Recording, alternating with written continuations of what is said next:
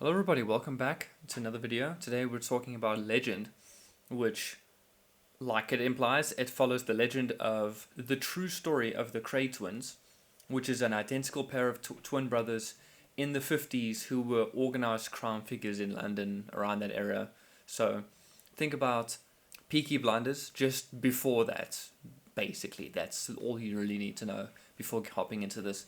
It stars Tom Hardy and Tom Hardy as the twins, and he does a fucking brilliant job of being the twins. It is actually amazing. It's like almost unreal that he's able to play two completely different people. Yeah, they're brothers, but it is very impressive that his acting can carry this movie that hard. Paul Anderson is in here as well, which again, like Tom and Paul were also in Peaky Blinders, so with the same era, the same actors, also in London in the in like the old eras. Like, forgive me for making similarities here, for connecting dots, but I just couldn't stop thinking of that when I was watching this. Also, Taron Egerton from Kingsman is here. He's also cool. I don't like his character that much, but he's otherwise fine. So the movie was made in 2015, directed by Brian Helgeland. He did a bunch of movies, nothing outstanding from my side, from like, holy crap, he did this. Nah, I couldn't really see anything. But his movie LA Confidential won Academy Award for Best Adapted Screenplay. So before we get into the movie, Tom Hardy is Reggie, who is one of the brothers. He is a boxer. I wrote down here boxer. I don't know why I say boxer, but Tom 1 is Reggie, and he's the sane one. He holds together most of the company. Tom 2 will be Ronnie, who is insane, and he wears glasses and is just like he doesn't belong in society, like one of those guys. He's just absolutely insane. Okay, so let us begin. So Tom 1 is being stalked by the cops, and the scene plays out that everybody knows that Tom is a tough cookie in the region. No one can touch him, not even the cops, but he's still respected.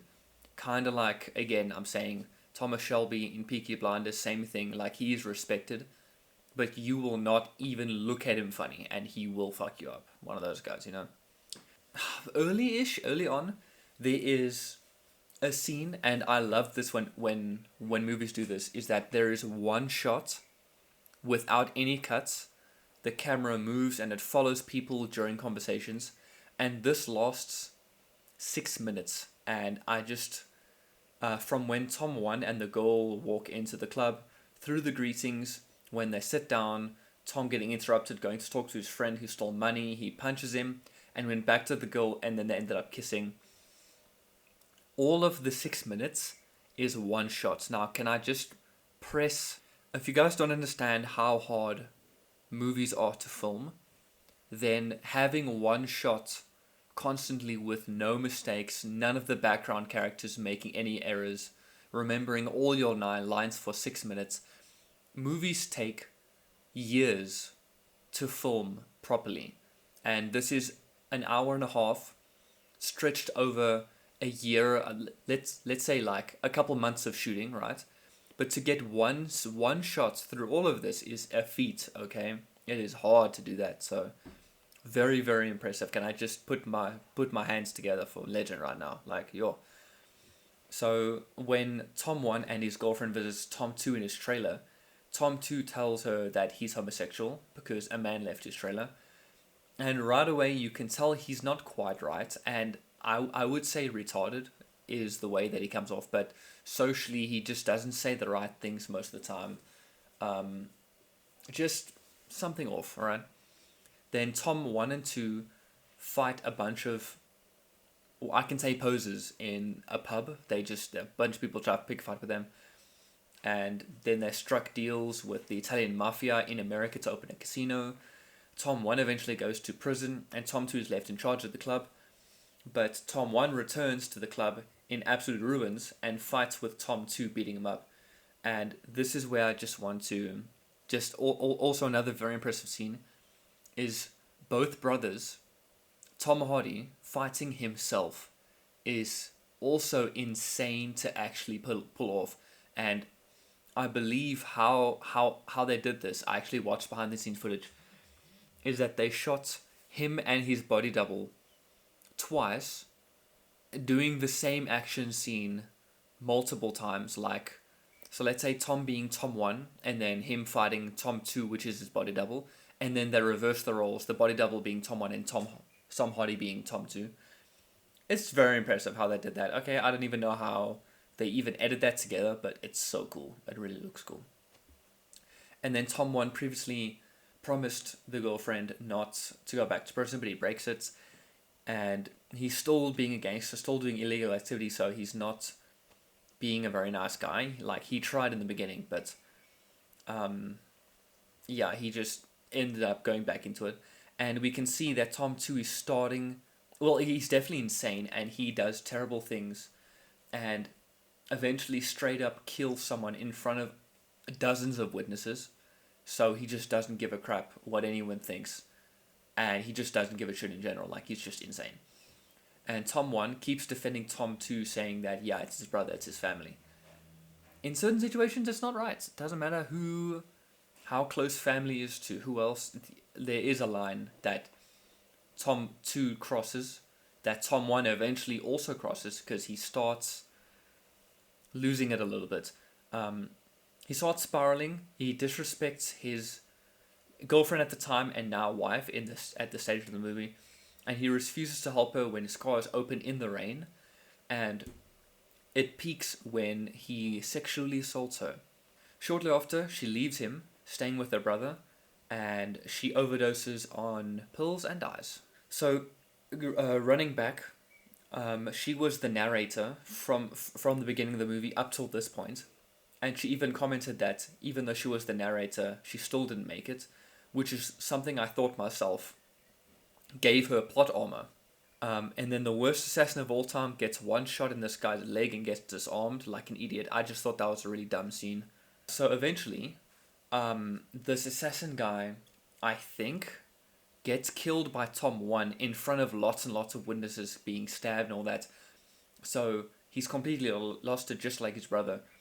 And in the end, both brothers get caught and sent to prison, and the ending text details their deaths and where they ended up. Let's say Tom 1 got released from prison but died shortly after, and then Tom 2 got he died in a mental asylum, I think, in a prison of some kind. Anyway, so it is a very cool movie. Some highs, some lows, some bad scenes, some really, really good scenes, from impressive scenes.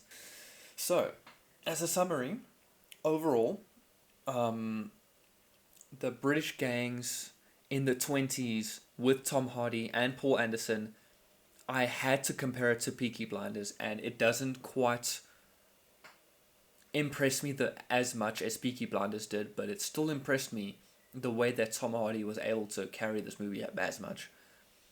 And this does cement Tom Hardy as one of my favorite actors of all time. Of course, I loved Alfie in Peaky Blinders, but he's able to differentiate himself from each brother at any moment, and people on set, I actually watched more behind the scenes footage just to see how it was shot, but they were shocked to see how he was able to do it. And in an interview he said, it's actually not that hard, you just have to psych yourself up and get into that space. It's not hard to act differently, but you just have to understand the characters, and he's just so brilliant, man. He's so good. Also, the characters change throughout the movie, and he still keeps up with that. Like, it's not just sane versus insane. The sane gets a little bit more insane throughout the movie, and he's still able to maintain it. I just can't stop bragging about Tom Hardy right now. The cinematography is great, and again, going back to that one shot being 6 minutes long, amazing. It's just amazing stuff. But unfortunately, since it is based on a true story that has a lot of gangsters growing their business, making deals, there's not much groundbreaking storytelling to do. It struggled to follow every detail of their business. Again, comparing it to Peaky Blinders, but you have to get all of the significant details out the way, like Tom's wife killing herself, him going to prison a few times, leaving it to his brother, and stuff like that. And it focuses on their relationships, which is really just between the brothers and everyone surrounding the brothers. Obviously, it's between them. But the main people who actually change and develop, and I actually give a crap about, is the brothers and, of course, the wife. I wrote down here Francis. Um, so overall, storytelling wise, it's not going to blow my mind as much as any other movie, but it is still a really good watch.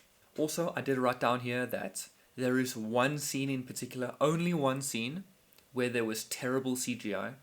Otherwise, can I just, again, compliment everyone who worked on this movie to pull off the same actor twice without it looking like CGI. I think it's such a great job. And the music is fine. The classic upbeat music in the bar fights, it does its job. So overall, I give this movie an 8 out of 10. It's seriously an amazing movie with amazing cinematography, amazing acting, amazing Tom Hardy. But the story could have been improved or not, because it is based on a true story, but maybe say based on the legend of the Cray brothers. Then you could have changed things to make it more enticing just as a raw movie and not just retelling the tale, because this has been retold a few times. But overall, you guys introduced me to Tom Hardy. So great that I was able to watch this and really appreciate Tom Hardy for what he really is, though. So the movie legend does live up to its name. Yeah, that's it. So if there are any movies you want to see in future, please let me know and I'll get right to it. Bye.